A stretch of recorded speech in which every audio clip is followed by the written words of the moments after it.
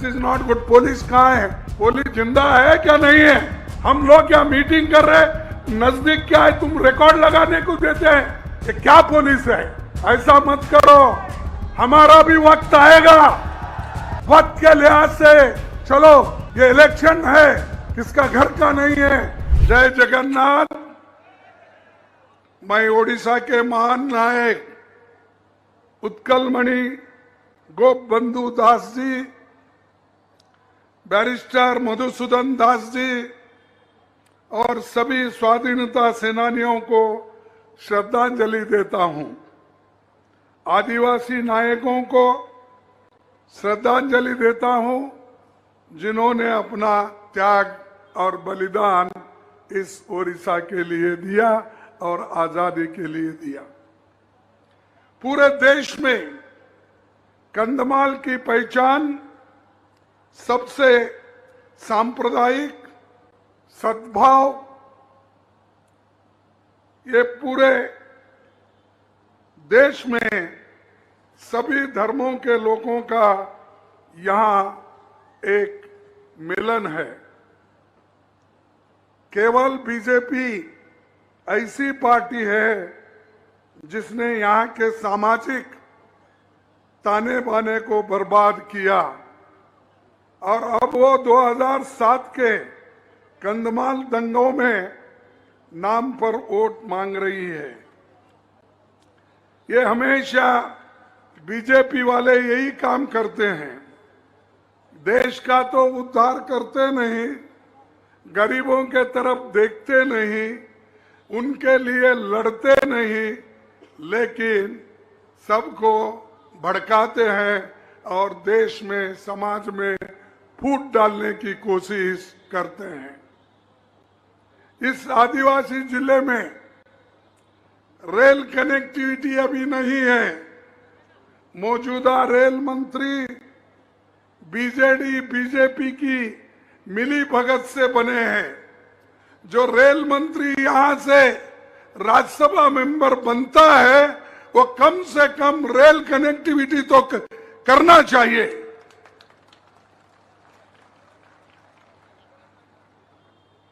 Rajya Sabha member यहां से बनते, मोदी की सेवा अहमदाबाद में करते, यहां के लोगों की नहीं करते।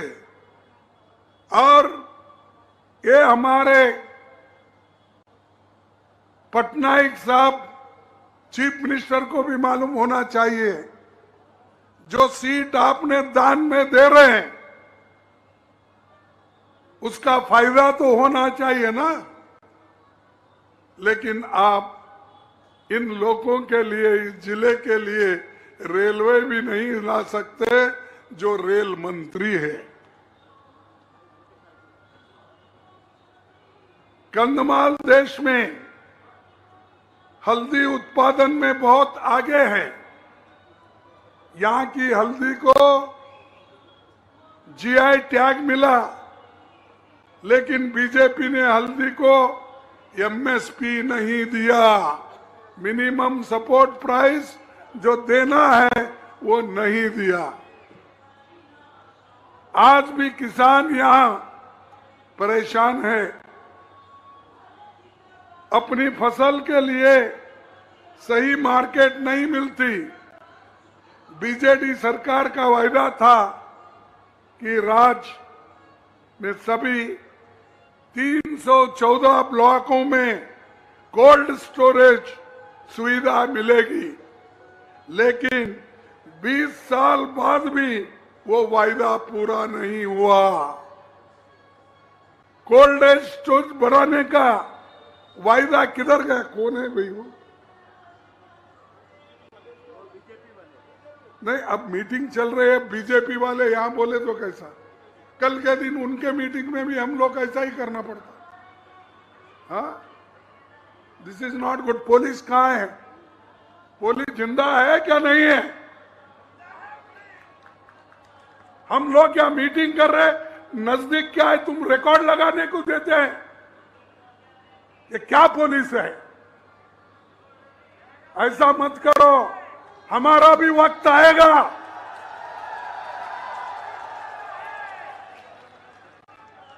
वक्त के लिहाज से चलो ये इलेक्शन है, किसका घर का नहीं है। 2005 में जब बीजेडी और बीजेपी सरकार बनी तो वायदा किया था हर ब्लॉक में 35% इरिगेशन फैसिलिटीज हम देंगे 2011 और 12 तक। 20 साल से ये वायदा अभी अधूरा है। केंद्र में प्रधानमंत्री जी वायदा करते हैं हम किसानों की आय दोगुनी करेंगे, लेकिन बीजेपी सरकार में आय तो दोगुनी नहीं हुई, किसानों का कर्ज जरूर दोगुना हुआ है, खर्च दोगुना हुआ है, फर्टिलाइजर महंगा हुआ है, तेल महंगा हुआ है, डीजल महंगा हुआ है, पेट्रोल महंगा हुआ है, हर चीज इनके जमाने में महंगा हुआ है। फिर भी बोलते हैं मोदी जी आकर, उनके लोग आकर हमने देश के लिए बहुत कुछ किया। कहीं दिख रहा? क्या किया आपने? अरे पंडित जवाहरलाल नेहरू जी जब थे उन्होंने तो देश के लिए बहुत सी चीजें बनाई, बड़े बड़े कारखाने बनाए, पावर प्रोजेक्ट बनाए। आप क्या बनाए? आप सिर्फ झगड़ा लगाने का, हिंदू मुसलमान, हिंदू क्रिश्चियन, हिंदू आदिवासी, आदिवासी दूसरों से झगड़ा। यह है आपका प्रोग्रेस, यह है आपका देन लोगों के लिए। और सबसे ज्यादा मैं आपको कहना चाहता हूं, अगर हमारी गठबंधन सरकार आएगी, हम एमएसपी को लीगल गारंटी देंगे।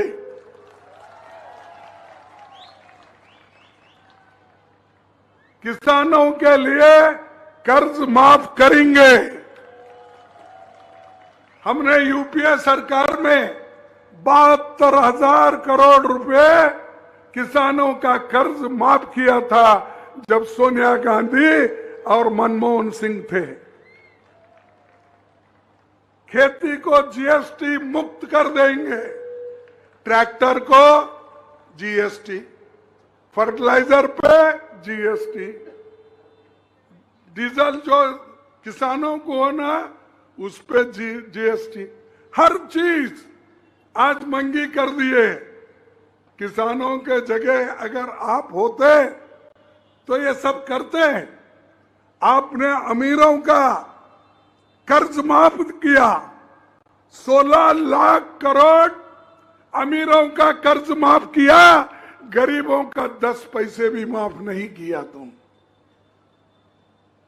और बड़ी बड़ी बात करते हैं। इसीलिए तो हमारा कहना है हम गरीबों के वोट हैं और बीजेपी और बीजेडी अमीरों के तरफ काम कर रहे हैं। आपको मालूम है इंदिरा गांधी जी ने क्या कहा था? देश के लिए उन्होंने अपना जीवन कुर्बान किया। वो मर गई, लेकिन उन्होंने बोला मेरा एक एक खून का खतरा इस देश को मजबूत बनाएगा। तुम्हारे पास क्या है? सबका खून ले रहे हैं आप, खींच रहे हैं आप, किसी को मदद नहीं कर रहे। फसल नुकसान का 30 दिन में हम भुगतान करेंगे और किसानों के सलाह से नई आयात निर्यात नीति भी हम बनाएंगे। 2010 में जब केंद्र में कांग्रेस की सरकार थी तो राहुल गांधी ने आदिवासियों के अधिकारों की रक्षा करने के लिए नीलगिरी हिल्स और बॉक्सिट माइनिंग के खिलाफ आदिवासियों के आंदोलन में शामिल होकर उन्होंने नया कानून बनाने के लिए अपनी पूरी जान लगाई। ये हमारी देन है और अधिनियम कानून भी लाए जाएंगे। आदिवासियों को जल, जंगल, जमीन, इसकी रक्षा करने वाले कांग्रेस पार्टी है और कोई नहीं कर सकता। और इस कानून को कमजोर करने के लिए बीजेपी और बीजेडी लगी है, क्योंकि उनको अमीरों को मदद करना है, माइनिंग में मदद करना है और जो वो चाहते हैं वो दिलाने के लिए मोदी जी और हमारे पटनायक जी बैठे हैं। पटनायक बोले तो हमारे पटनायक नहीं है, मैं बोल रहा हूँ चीफ मिनिस्टर पटनायक, नवीन पटनायक। अबे पुराना पटनायक ही अच्छा है नवीन से भी। मैं क्यों ये बोल रहा हूं? यहां पिछले 10 साल में उड़ीसा में आदिवासियों के विरुद्ध अपराध 45% बढ़े हैं, 45% बढ़े हैं अपराध। 24 साल से उड़ीसा में पैसा कानून भी लागू नहीं किया। आज भी उड़ीसा में 22 लाख जमीन के पट्टों के मामला लंबित है, अस्वीकृत कर दिया गए हैं। ये सब गरीबों के हैं और गरीबों को ये काम आपने करने में कोताही की और उनको ये नहीं मिला। हमारी सरकार आने के बाद जो गठबंधन की सरकार आएगी, हम ये जरूर करके दिखाएंगे। भाइयों, मैं ये कहूंगा कि हमारे जो वायदे हैं, खासकर माइनर फॉरेस्ट प्रोड्यूस के लिए एमएसपी देने का, सारे आदिवासी विरोधी संशोधनों के कानून जो भी है खिलाफ वो वापिस लेंगे। पैसा और वन अधिकार कानून को सही तरीके से लागू करेंगे और एससी एसटी सब प्लान में दलितों और आदिवासियों की आबादी के हिसाब से बजट आवंटित किया जाएगा। आज बेरोजगारी देश में सबसे बड़ी समस्या है। देश का हर दूसरा युवा बेरोजगार है और उड़ीसा में तो सबसे ज्यादा बेरोजगारी है। यहाँ के लोग बाहर जाके पलते हैं, नौकरी करते हैं और यहाँ पर संपत्ति इतनी है, माइंस है, यहाँ के माइंस को ले जाते हैं, बाहर ले जाके बड़े बड़े कारखाने बनाते हैं। यहाँ क्यों नहीं बनाना? यहाँ बनाए तो लोगों को नौकरी मिलेगी, लोगों को काम मिलेगा, लोगों को परमानेंट नौकरी मिलेगी। ये काम यहाँ उड़ीसा के सरकार कर सकती थी, वो नहीं किए। हम जरूर करके दिखाएंगे, आप हमको आजमा के देखिए। आप एक बार वोट दे के देखिए, हमारा काम भी देखिए। आजादी के बाद पंडित जवाहरलाल नेहरू जी और सारे बड़े बड़े लोग देश के हित के लिए काम किया। बाबा साहब अंबेडकर ने इस देश का संविधान बनाया और उस संविधान को खत्म करने का काम मोदी और हमारे पटनायक साहब कर रहे हैं। अगर ये जो है रिजर्वेशन चले गया दलितों का, आदिवासियों का, बैकवर्ड क्लास का, फिर आप कहां रहेंगे? फिर गुलामी में जाएंगे, फिर ब्रिटिश के जमाने में आपकी हालत क्या थी वही आप बनेंगे। अगर आपको आगे आना है तो संविधान को बचाओ। किसको बचाओ? जोर से बोलो भाई, उतनी भी ताकत नहीं तुम्हारे पास। संविधान को बचाओ, तभी तुम्हारे हक बचते हैं। तुम्हारे हकूक अगर बचना है, संविधान को सुरक्षित रखो, लोकतंत्र को सुरक्षित रखो। हमारे जो जितने भी बुनियादी हक है वो हम सभी लोग मिलकर अगर हिफाजत करेंगे तो सबको उसका अधिकार मिलेगा। पढ़ने का, लिखने का, बोलने का और ये स्टेट से वो स्टेट जाने का, ये सब अधिकार संविधान में है। लेकिन ये सब छीनना चाहते हैं बीजेपी वाले। छीन कर यथास्थिति में जो आदिवासी लोग जहां है वही रहना, दलित कहाँ है वही रहना, बैकवर्ड कहाँ है वो वही रहना, जैसे के तैसे रहना, ये बीजेपी का उद्देश्य है, ये मोदी जी का उद्देश्य है। भाइयों, इसको बारीकी से समझो। अगर आप नहीं समझेंगे, जो उन्होंने अमीरों को फायदा करके दे रहा है या अमीर लोग आकर लूट रहे ओडिशा को, अगर उसका ध्यान में नहीं लेंगे, मैं ये कहूंगा कि आप लोग संविधान को बचाना नहीं चाहते। संविधान को बचाने के लिए आपके पास ताकत होना, सब मिलकर लड़ना। ये मेरा क्या है, वो रिजर्वेशन का है बोले, और कोई बोलेगा मेरा नहीं है बोलेगा। तो ये जो है अगर ऐसे हर आदमी बोलते गया तो देश में कोई अच्छा आदमी बचेगा नहीं। 30 लाख नौकरियां इस देश में खाली पड़े हैं और 30 लाख में 15 लाख नौकरियां दलितों को, आदिवासियों को, बैकवर्ड को 50% मिलता है। क्यों नहीं दे रहे मोदी जी?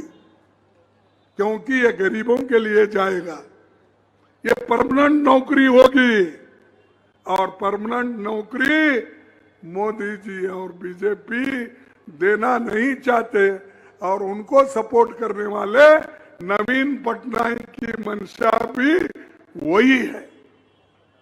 अगर तुम्हारा अलग होता, तुम हमारे लिए लड़ते थे, तुम पिछड़े हुए लोगों के बाजू में रहते थे तो लड़ते थे, आदिवासियों के साइड में अगर रहते थे आप लड़ते थे, दलितों के फेवर में रहते थे आप लड़ते थे। आप चुप बैठने का मकसद क्या है कि जो मोदी कर रहा है उसको साथ दे रहे हैं और साथ देकर गरीबों को तंग और तबाह कर रहे हैं। तो इसलिए दोस्तों, मैं आपको 2-4 बातें बता के मैं अपने भाषण को समाप्त करता हूं। मैंने आप लोगों को यह कहना चाहता हूं कि हमने एक कांग्रेस की गारंटी जो मैं और राहुल गांधी जी मिलके साइन करके आपके घर घर भेजे हैं, वो हमारे पास यहाँ के पार्टी के लोग बोलना वो घर घर पहुंचा है या नहीं, ये उनकी जिम्मेदारी है। हमने एक कार्ड निकाला, इसमें क्या है देखो, युवाओं को 1 लाख रुपए उनके ट्रेनिंग के लिए 1 साल देंगे। जो डिग्री और डिप्लोमा होल्डर है, जो गरीब है, उसके साथ साथ नारी न्याय, हमारे माताओं के लिए मैं कहता हूं कि सालाना 1,00,000 रुपए आपके लिए कांग्रेस पार्टी देगी। मंजूर है? ये हम करने वाले, इसकी आपकी मैं मंजूरी चाहता हूं। मंजूर है ना? फिर उसके बाद किसान न्याय, कर्ज माफी करेंगे किसानों की। जो नवीन पटनायक नहीं कर सके, जो मोदी नहीं कर सके, वो हम करके दिखाएंगे।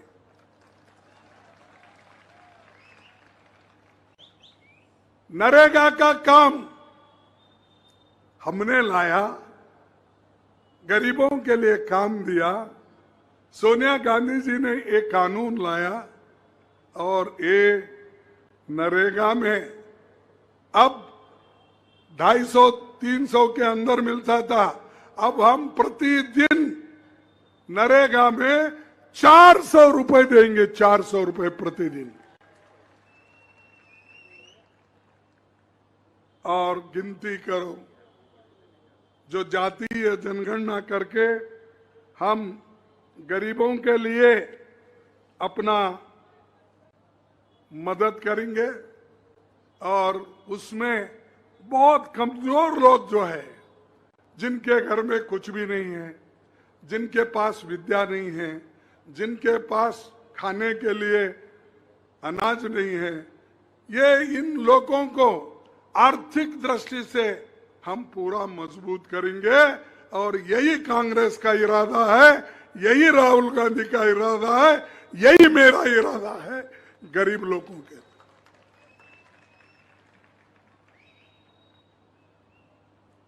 आज तक ये जो हम लाए हैं, ये गारंटी के साथ ही हम लाए थे। हम बोले नहीं किसी को, हमने नहीं कहा, हमने किसी को नहीं कहा। मनरेगा हमने लाया, फूड सिक्योरिटी एक्ट हमने लाया, आरटीआई एक्ट हमने लाया, फॉरेस्ट राइट्स एक्ट हमने लाया, भूमि अधिकार हमने लाया, शिक्षा का अधिकार हमने लाया। मोदी जी का क्या है वो बताओ, इसमें क्या दिए देखिए। अरे हमने कुछ दिया है, लेकिन दिया हुआ ये मोदी सब छीन ले रहा है। और हमेशा यही बोलते हैं कि हमने तरक्की के लिए बहुत काम किया। कांग्रेस की सरकार जब थी, प्रदीप पोर्ट बना नहीं बना, सॉरी पारादीप पोर्ट बना या नहीं बना? कांग्रेस के वक्त ही बना ना, कांग्रेस ही मदद की है ना।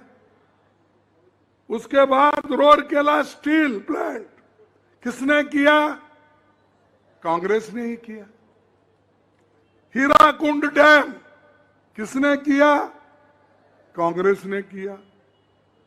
नलको, NTPC, Chilka naval academy, Mancheswar rail coach factory, Koraput में एचएएल ऑर्डिनेंस फैक्ट्री बनी।